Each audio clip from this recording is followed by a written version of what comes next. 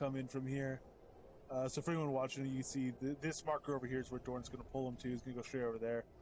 Oh, well, kind of go over there, pull the giant back to him, and then we're going to come around this way and lock in like that. Classic pincer movement. Will be in our pincers soon enough. And then in our memories, as he will soon be dead.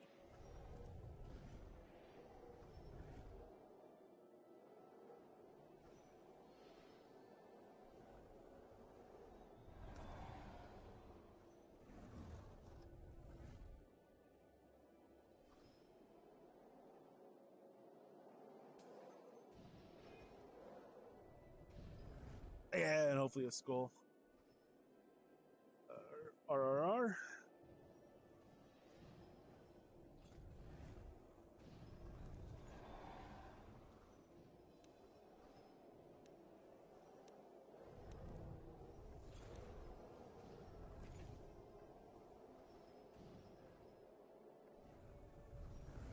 It's very strong, and a lot of the reason people it is very strong overall, and has a reputation for being OP.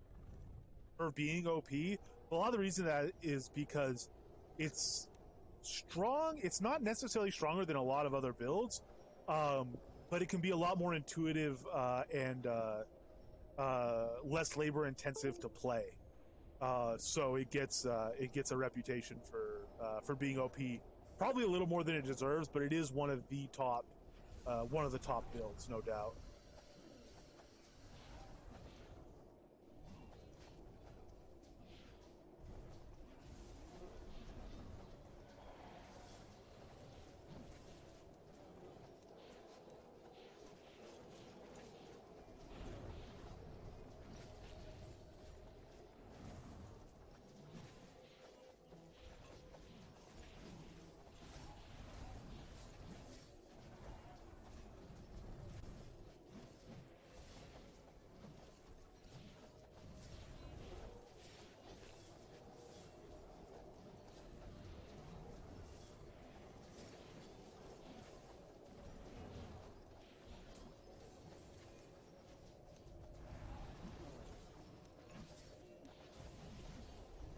Yeah, well, the good thing is it's kind of hard to mess it up. As long as you're not chaining skills past, say, at the start like 80 or even level 100, you can always just kind of stop training one path and start training something else. If you do end up eventually with a lot of XP into something, there's actually a learning scrolls, and you get all your XP back out and just put it into a different build.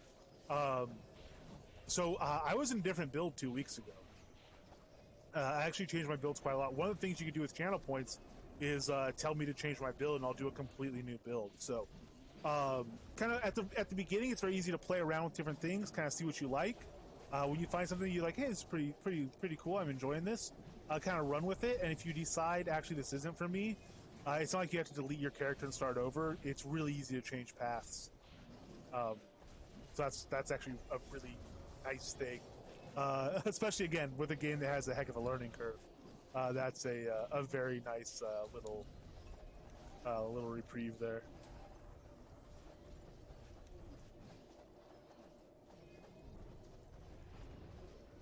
Yeah, well, actually, what we were running on is basically a fire mage build tutorial. It's not cut down, but I have all the first episodes of that. We started a fire mage at level 0, and started building it up, and it kind of shows how to go through and what we're what good choices are. There's a good build guide as well for for blades. It's a bit outdated, it's a bit PvP focused, but there's a it's still an excellent guide. The truth is, the game's kind of open-ended enough, and there's enough unique combos. There's 210 different combinations of spec you could have. If you have 2 specializations, that leads overall to 210 different combinations, and there's like hundreds of legitimate builds. So it's hard to like kind of pull up build guides because everybody tends to run their build reasonably differently. And there's a few kind of consistent metas that people copy and stuff, but overall, people really tend to individualize their builds to a great extent. I have them on my YouTube channel. I could bring up the playlist for this. Again, it is just uncut streams for this. I'm trying to work on that. I'm trying to do better about the video stuff. Let me start getting that up for you.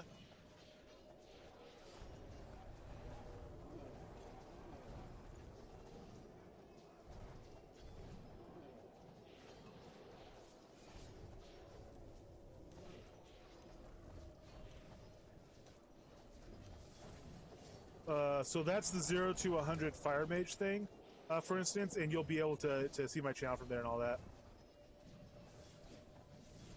Hey, Joseph, how you doing? So for GM, yeah, you could go ahead and do that. Some things that are like contradictory or mutually exclusive, obviously like wordings and stuff, you wouldn't want to do that. In general, yeah, you could just GM everything. I wouldn't waste an unlearn scroll on GM anyway, because it's by the time you have multiple things GM'd, it's faster to earn that experience. It's fast enough to earn that experience. It's not worth the scroll. The reason you would untrain everything is because you have entire trees that are like 130, 150, 170, and you're pulling out billions of XP across multiple trees, and then a greater unlearning scrolls tends to be the more practical way to go. And you end up with a bunch of other, everything trained to its minimum at that point.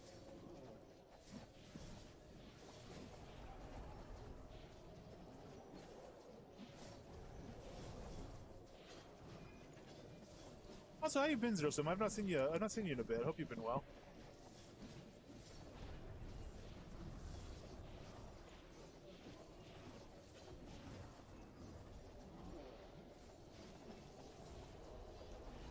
Getting to the point where I should rebuff haste, but I ran out of haste. Where we are doing this fairly casually today.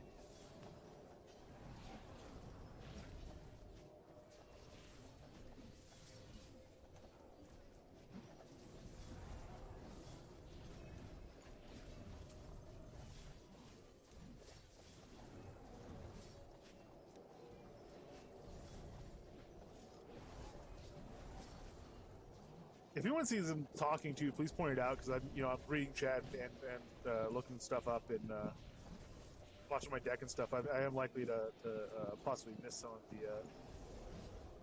some of the dialogue pose if he does it. I've not seen it yet.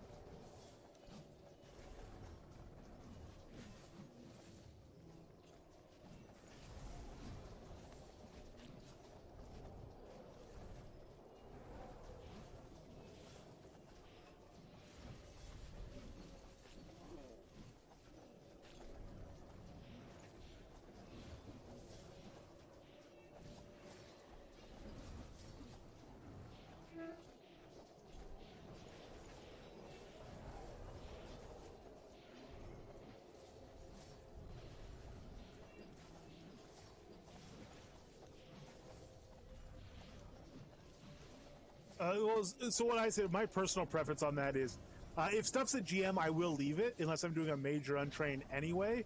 The reason you'd untrain skills usually if they're significantly higher than that, and so it's too much XP to just hold in them. I would never usually burn a scroll on something that was only GM. But if I have like all my magic trees GM'd and I do a greater unlearning scroll because I am taking out multiple trees that are like in super high levels, then all those other magic trees are also going to get nuked back down to their minimum levels.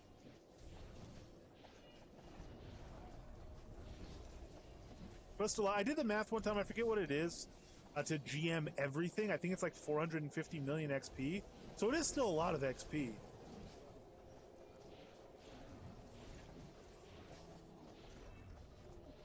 It's like 170 million on crafting side, I think.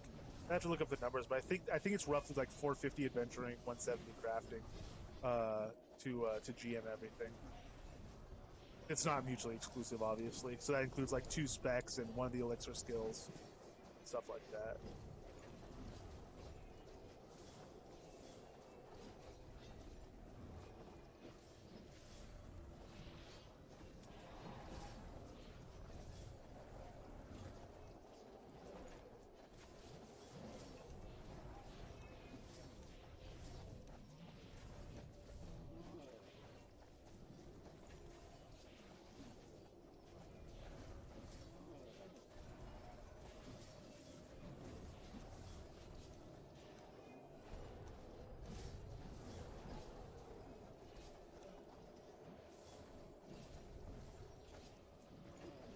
Hey, take care of that cat, dude.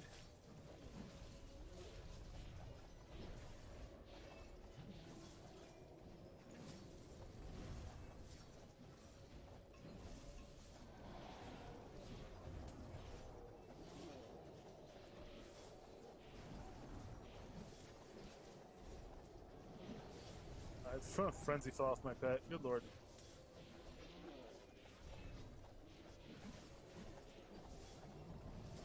A lazy adventurer.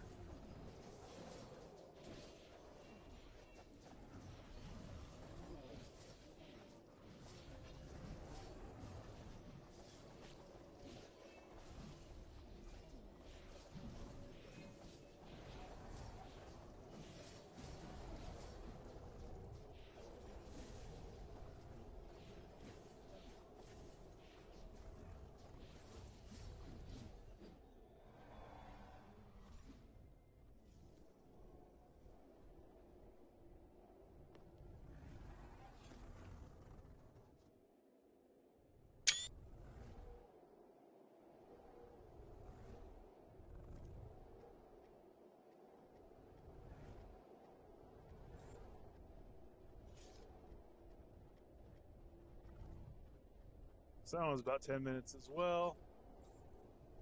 Paper again.